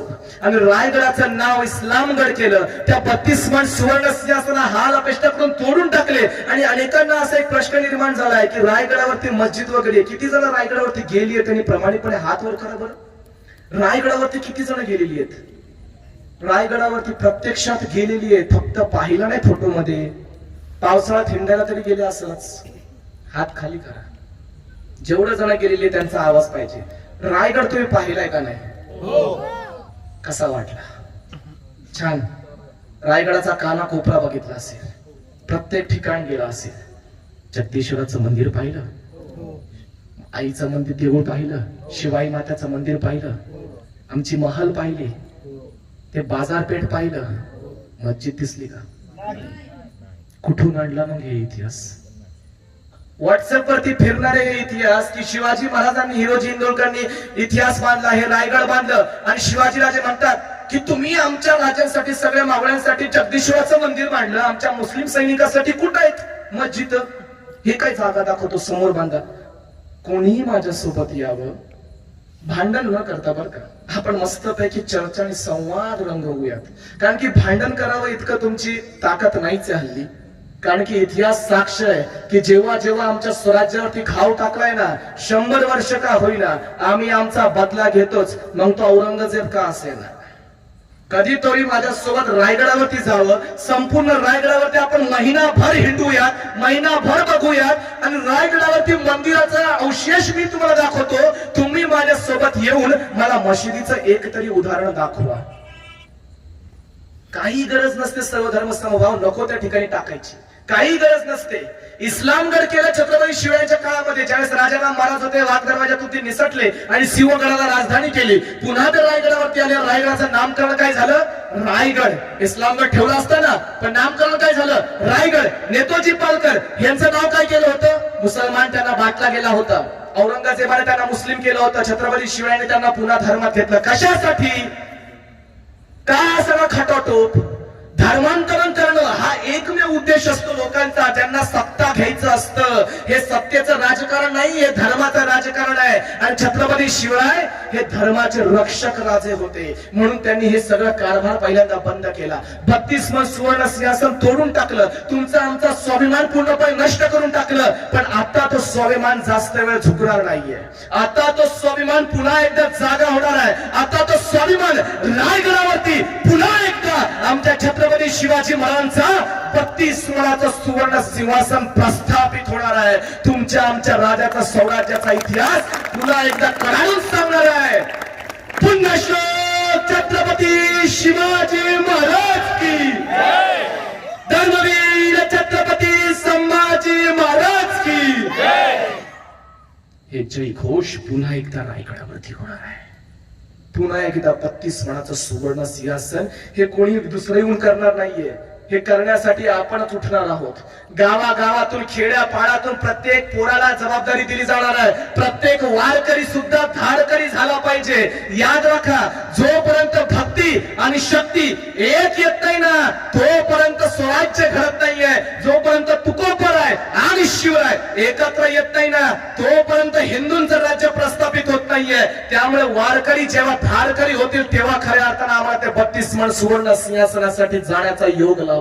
आणि ते योग असंच नाही तर स्वतःला एक दिवस मावळा म्हणून जगण्याची संधी मिळेल. जात पात सर्व काही विसरून फक्त त्या भगव्या ध्वजाखाली जसे आज बसलेले आहात, स्वतःला हिंदू म्हणून घेतात. अगदी फक्त तसंच स्वतःला हिंदू म्हणून घेऊन मराठा हे जातीवाचक नाही, आजही सांगते उद्याही सांगेल, हे कर्तृत्ववाचक शब्द घेऊन स्वतः एक शब्द द्यायचा आहे आणि तो शब्द मरेपर्यंत पाळायचा आहे की मी या 32 मन सुवर्ण सिंहासनासाठी वर्षाचा एक दिवस जेव्हा केव्हा आमचा वार असेल, दिनांक असेल, तारीख असेल, मेलं तरी चालेल, पण रायगडावरती जाणार. ही शपथ कोण कोण घेते त्यांनी हात वर करा. फक्त वर्षातून एक दिवस तरी मी माझ्या राजाच्या स्वाभिमानासाठी जाईल, त्यांनी फक्त हात वर करा. भले पट्टे शाबाश, हात खाली घ्या. आम्ही जाणार आहोत 32 मन सुवर्ण सिंहासनाच्या रक्षणासाठी नाही, तर इतिहास जगण्यासाठी, स्वतःला स्वाभिमान समजून घेण्यासाठी. गड्यांनो, हल्ली आपली एक चूक आढळून येते. आपण सर्वजण जातीत विभागलो गेलो. छत्रपती शिवरायांनी ही गोष्ट खूप महत्वाची समजावून सांगितली आहे की तुम्ही जातीसाठी लढू नका, मातीसाठी लढा. हिंदू ही जात नाहीये, हिंदू हा धर्म आहे, तुमचा स्वाभिमान आहे. श्रीमद भगवत गीता, छत्रपती शिवरायांच्या हातामध्ये श्रीमद भगवत गीता होती, महाभारत होती. ज्याच्या डोक्यामध्ये कृष्ण नीती असते ना, त्या माणसाचा पराभव कोणीच करू शकत नाही. आणि शिवराय हे कधी हारले नाही. याचं कारण म्हणजे कृष्ण नीती आहे, याचं कारण म्हणजे कूटनीती आहे. आज आपल्या घरामध्ये श्रीमद भगवत गीता पहा. मला येताना आनंद झाला की मला बाबांनी एक मंदिर दाखवलं. त्या मंदिरामध्ये मी श्रीमद भगवत गीता बघितली आणि पहिलंच पान पालटलं आणि तिथं मला एक श्लोक दिसला. दादा, ते श्लोक मला लगेच डोक्यामध्ये आला आणि लहानपणी असताना जे माझ्या बाबांनी मला सांगितलं होतं तो श्लोक चटकन डोळ्यामध्ये आलं की नेमकं मी फक्त आणि फक्त स्वतःला हिंदू का म्हणून घेतो. मी कधी स्वतःला ब्राह्मण, क्षत्रिय, शूद्र, वैश्य हे सगळं असं का म्हणून घेत नाही. किंवा मी ब्राह्मण धर्मामध्ये, मी ब्राह्मण कुटुंबात जन्म घेतला म्हणूनच मी ब्राह्मण असेल का हो? जर मी क्षत्रिय कुळामध्ये जन्म घेतला तर मी फक्त क्षत्रियच असेल का हो? मग नेमकं ब्राह्मण कोणाला म्हणतात, याची विभागणी कोण करतं, कसं करतं, हे आतापर्यंत तुम्हाला कोणी सांगितलंय का? नाही सांगितलं. कुणाची वाट बघताय? कोणीतरी येईल सांगून जाईल चुकीचं, त्याची वाट बघताय. जाती जातीमध्ये भांडण लावणारे व्याख्याते येतील, तुमच्यामध्ये फूट पाडून जातील, त्याचा वाट बघताय. घरामध्ये श्रीमद भगवत गीता किती जणांच्या घरामध्ये श्रीमद भगवत गीता फक्त हात वर करायचं, प्रश्न विचारणार नाहीये. श्रीमद भगवत गीता आपल्या घरामध्ये कोणाकोणाच्या आहेत? श्रीमद भगवत गीता गेल्या 5 दिवसामध्ये 4 गावामध्ये फिरलोय. महाराष्ट्राच्या 4 कोपऱ्यात. प्रत्येक गावाची स्थिती एकच आहे की श्रीमद भगवत गीता आमच्या घरातून पळाली, बाजूला काढलं. आज घरी गेल्यानंतर कधीतरी एकदा जातीची खरी व्याख्या आम्ही समजून घ्या. नेमकं जात ही वर्ण व्यवस्था कशी विभागली गेलेली आहे हे समजून घ्या. जात ही प्रकरण कशी येते. कधीतरी श्रीमद भगवत गीतेचा 4वा अध्याय आणि 13वा श्लोक वाचा. कितवा अध्याय? 4था अध्याय आणि श्लोक कितवा? 13वा श्लोक. या 4व्या अध्याय आणि 13वा श्लोक मध्ये काय लिहिलंय? चतुर्वर्णमया सृष्टे गुण कर्म विभागश्य तस्य कर्ता रमपिमा विद्व कर्ता रमवयम। अर्थ चतुर्वर्णमया सृष्टे गुण कर्म विभागश, याच्यातच अर्थ आहे 4 वर्ण गुण कर्म विभागश। अर्थ काय होतो याचा? सहज अगदी सिंपल आहे, समजून घेऊया। चतुर्वर्ण 4 वर्ण आहेत आमच्या हिंदू धर्मामध्ये, सनातन धर्मामध्ये, हिंदू संस्कृतीमध्ये, ब्राह्मण, क्षत्रिय, शूद्र आणि वैश्य। आता हे 4 कोण? अनेकांना वाटलं की जो ब्राह्मण कुटुंबामध्ये जन्म घेतो तो ब्राह्मण, जो क्षत्रिय कुटुंबामध्ये तो जन्म घेतो तो ब्राह्मण तो क्षत्रिय, जो शूद्रामध्ये जन्म घेतो तो शूद्र, जो वैश्यामध्ये जन्म घेतो तो वैश्य। अशीच आपली धारणा आहे आतापर्यंतची। चूक। चतुर्वर्णमया गुणसृष्टे गुण कर्म विभागस्य, गुण आणि क्रम, ज्याच्यामध्ये जो गुण असतो त्या क्रमामध्ये त्याची विभागणी केलेली असते, ते त्याचं कर्तव्य म्हणवायला म्हणून विभागणी केली गेलेली आहे, तुम्हाला वाटण्यासाठी विभागण्यासाठी नाही, किंवा कोणीतरी श्रेष्ठ आहे कोणीतरी कनिष्ठ आहे तसं नाही। एक गोष्ट एकच बसा आणि वारसा या व्याख्यानातून घेऊन जा। आज या ठिकाणी बसला तमाम हिंदू बांधवांना एकच सांगू इच्छितो, त्या प्रत्येक भगव्या ध्वजाखाली येणारा प्रत्येक मराठा योद्धाला सांगू इच्छितो की जो स्वतःच्या बुद्धिमत्तेवरती स्वराज्य घडवतो ना तो ब्राह्मण, जो स्वतःच्या तलवारीच्या पात्यावरती अवघा मुलूक मैदानी तोफ बाजूला सारून या परकीय सत्तेला या मातृभूमीच्या पायातून जे साखर दंड बांधलाय त्या साखर दंडाला बाजूला काढतो ना तो क्षत्रिय, जो सर्वात व्यवसायामध्ये उत्तुंग असतो तो वैश्य, आणि जो सगळ्यांची सेवा भाव करतो पूजा अर्चना करतो तो शूद्र। आणि या सगळ्यांना एकत्र करून जो स्वराज्य घडवतो ना तो खऱ्या अर्थाने सनातन हिंदू वैदिक आर्य धर्माचा खरा राजा जे आहे छत्रपती शिवाजी महाराज। आजपासून स्वतःला फक्त आणि फक्त सनातनी हिंदू म्हणून घ्यायचंय। खूप झालं रे, बास झालं। किती दिवस त्या जातीमध्ये अडकणार आहोत आपण, किती दिवस त्या जातीसाठीच आपण शब्द एकमेकांचे खाऊ टाकणार आहोत। तो उत्तर भारतातला, तो दक्षिण भारतातला, तो परप्रांतीय, तो अपप्रांतीय, तो दुसऱ्या देशातला, तो दुसऱ्या समाजातला, जो या भारत भूमीमध्ये जन्म घेतो तोच हिंदू असतो। स्वातंत्र्यवीर सावरकरांनी सांगितलेलं आहे की जो या भारतामध्ये जन्म घेतो मग तो कुठल्याही जातीचा असो तो हिंदूच असतो। त्यामुळे आजपासून स्वतःची जात विसरा, तुम्ही जो गुण घ्याल, जो तुमची कला असेल, जर तुम्ही शस्त्रामध्ये निपुण झाला तर तुम्ही क्षत्रिय आहात, जर तुम्ही विद्येमध्ये कलम वाढवाल तर तुम्ही ब्राह्मण आहात। आता मला एक प्रश्नाचं उत्तर तुम्हीच द्या की संभाजी महाराजांना तुम्ही काय म्हणाल? अरे 4 ग्रंथ लिहिलेत माझ्या राजांना, ब्राह्मण म्हणाल? तलवारीच्या जोरावरती 5 पातशाहीशी एकटा लढत राहिला माझा शंभू राजा, क्षत्रिय म्हणाल ना? मग आई बापाची सेवा करणारा तो वीर पुत्र काय म्हणाल त्याला? मग सांगा ना, मग जात कुठून आहे? मग हे बाजूला काढा। आणि या ठिकाणी आपण सर्वजण इतक्या वेळपासून मला ऐकत आहात, जर तुमची अजून ऐकण्याची इच्छा असेल तर मला आवाज द्या, अजून सांगावं काही वेगळं तुम्हाला। खडा पहाराची नोंदणी कशी होणार आहे कोणाला माहितीये का?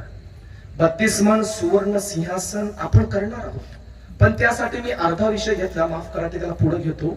32 मन सुवर्ण सिंहासनासाठी आपण सर्वजण धारकरी म्हणून जाणार आहोत आणि त्यासाठी आपण जण स्वाक्षरी देणार आहोत। स्वाक्षरी कशी द्यायची?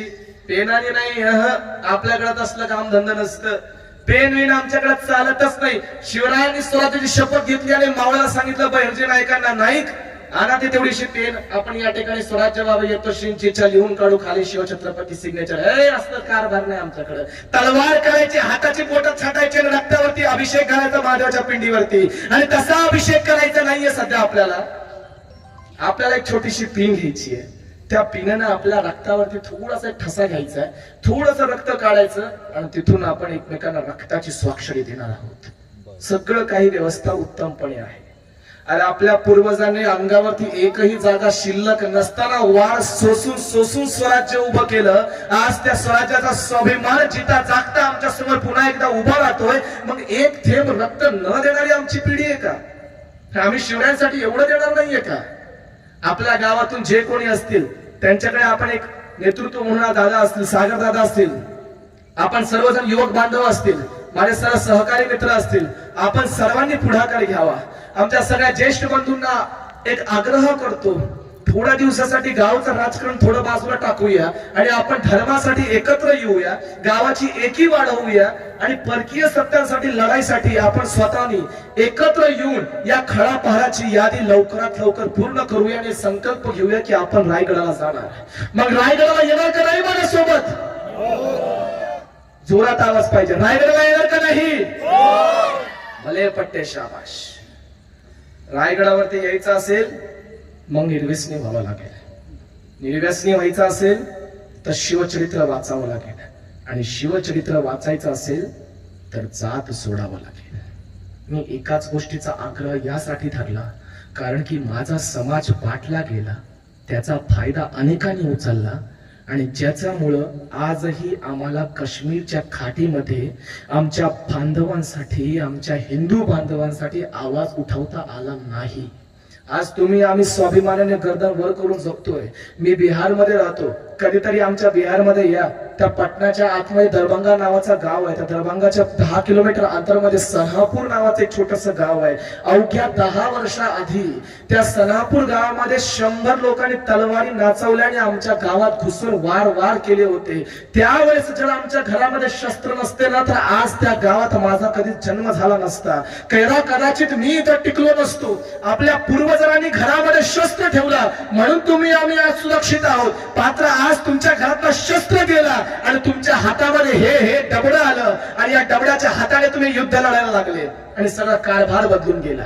आमच्या हातातलं शस्त्र गेलं, आमच्या हातातलं शास्त्र गेलं आणि तुमच्यातला जो स्वाभिमान होता, तुमच्यातला जो शिवरायांचा बाणा होता तो पूर्णपणे संपला आणि तोच बाणा संपला होता अक्षरशः काश्मीरच्या हिंदूंच्या घाटीमध्ये. ही गोष्ट शेवटची घेतो आणि तुमचा इतिहास जो आहे त्याला पूर्ण विराम देईल मी. मात्र ही गोष्ट खूप महत्वाची आहे. कड्यांनो, एक काळ असाही होता ज्या काळामध्ये आमच्या आया बहिणींना समोरून उचलून नेलं जात होतं आणि आम्ही हातावरती हात ठेवून बसून फक्त रडत होतो. हातात तलवार होती मात्र लढायची ताकद नव्हती. लढणार तरी कोणासोबत? एवढ्या मोठ्या फौजेसोबत लढायचं तरी कसं? या हिंदू स्त्रियांना बांधण्याचा कार्यक्रम आधीपासून सुरू आहे. मात्र आता हे सगळं उघडपणे करता येत नाही. हे उघडपणे करता येत नाही म्हणून या परकीय गुलामगिरीचं एक नवीन षडयंत्र आहे. ज्या षडयंत्राचं नाव आहे लव जिहाद. लव जिहाद. प्रेमाच्या जाळ्यात अडकवून मुलींचे धर्मांतरण करून त्याच्यातून उत्पन्न होणाऱ्या मुलाला मुसलमान बनवणे आणि त्या मुलीला जाऊन राख करणे इतकाच या लव जिहादचा एकमेव उद्दिष्ट आहे. आज घरी गेल्यावरती एकदा स्वतःच्या त्या गुगलवरती चेक करा की नेमकं फक्त तो अकोला जिल्हा आहे ना, 20,000 लव जिहादचे केसेस एका वर्षात रजिस्टर्ड आहेत. कधीतरी मोठमोठे आणि याच्यामध्ये कोणी साध्यासुधी मुली नाही फसलेल्या. यामध्ये मुली कोण फसल्या? अक्षरशः आयपीएस पर्यंतच्या अधिकारी सुद्धा त्यांचे हाल करून मारले गेलेले आहेत. अशा उभ्या नंग्या तलवारी त्यांच्या गर्दनावरती चालवलेल्या आहेत. आणि तुम्हाला पोरींनो इथं जास्त जे युवा मुली आहेत ते नाही आहेत, पण मी माझ्या बंधूंना सांगू इच्छितो की नेमकं लव जिहाद हे प्रकरण होतं तरी कसं?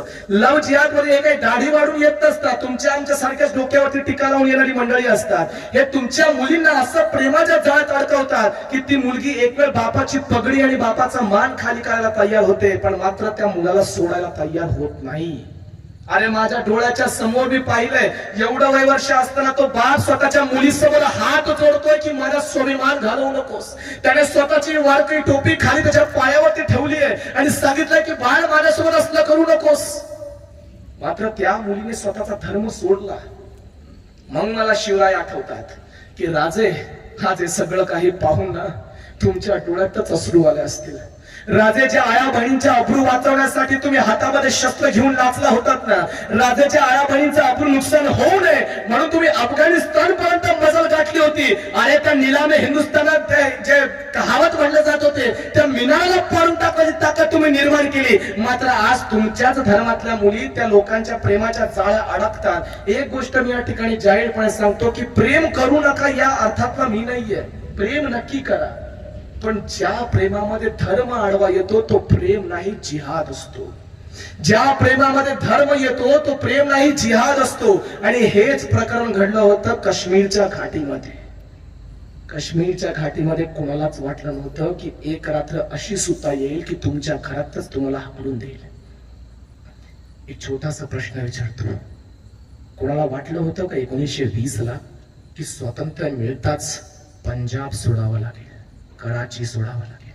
वाटलं होतं का कुणाला की हे पेशावर, हे जेवढे आहेत कराची, हे जेवढे सगळं पाकिस्तानचा भाग आहे, आज तो पाकिस्तान आहे, मात्र 70 वर्षापूर्वी तो हिंदुस्थानाचा भाग होता? कधी वाटलं होतं का या भारताचे असे तुकडे होतील? तो बांगलादेश 1971 मध्ये पूर्व पश्चिम असा पाकिस्तान निर्माण करून बांगलादेशाची निर्मिती झाली. कधी वाटलं होतं का ढाकामध्ये हिंदुस्थानाची जी हिंदूंची संख्या आहे 17% 1% कशी आली? कधी वाटलं होतं का?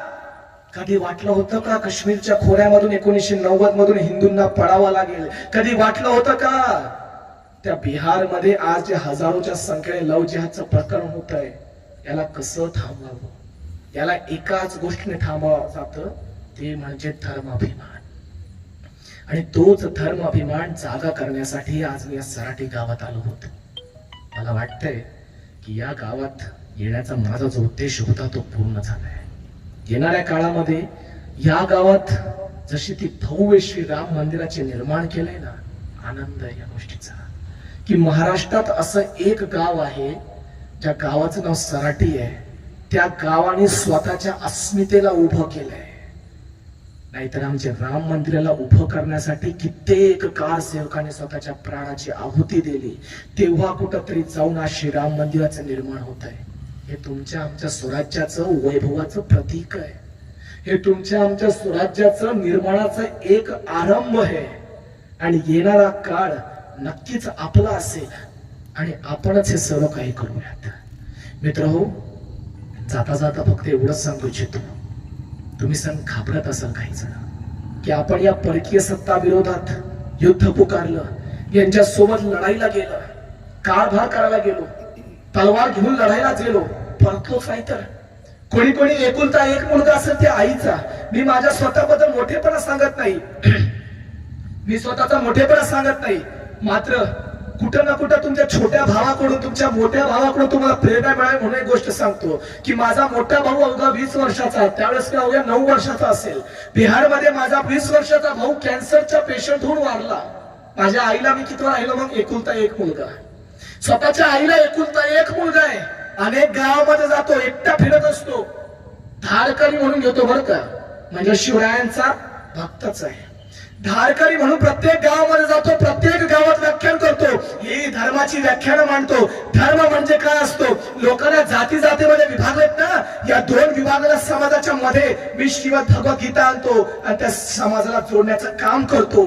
मात्र हे काम करत असताना अनेक शत्रू सुद्धा तयार होतात. मग आईला एक दिवशी सहज प्रश्न केला, आई एक प्रश्न विचारू का?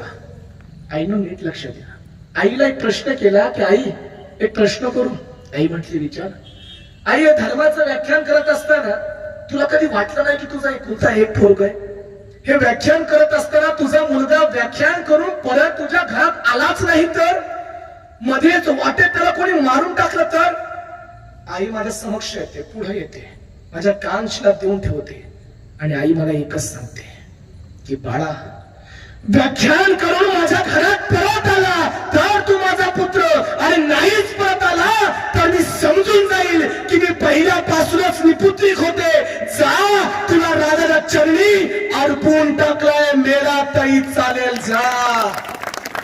आता स्वतःच्या धर्माचा प्रसार कर. समाज बाटला गेलाय, त्याला एकत्र कर. आणि तोच वसा वारसा घेण्यासाठी आज बरोबर 6 वर्ष आधी मी व्यासपीठावरती उभं राहिलो. आपण सर्वजणांनी कवी कलशाच्या भूमीमधून, कवी राजभूषण यांच्या भूमीमधून आलेल्या या युवा व्याख्याते आशुतोष झाला, जे भरभरून प्रेम दिलं गेल्या 6 वर्षामध्ये, त्यासाठी मी सर्व माझ्या मराठी बांधवांचं मनापासून आभार व्यक्त करतो. माझ्या सर्व धर्मबंधूंचा मनापासून आभार व्यक्त करतो की आपण सर्व जणांनी या एका मावळ्याला एवढ्या प्रेरणा दिली, आदर दिला, सन्मान दिला. या गावात मला शिवव्याख्यानासाठी बोलवलं आहात. बराच वेळ आपण जर खाली बसलेला आहात, मनापासून वाटतंय की अजून बोलावं, मात्र पुढे खूप लांबचा प्रवास आहे. पुन्हा येऊया, पुन्हा एकदा धर्माचं व्याख्या मांडूया, पुन्हा एकदा शिवराय सांगूया. आता रजा घेतो, पुन्हा भेटूया.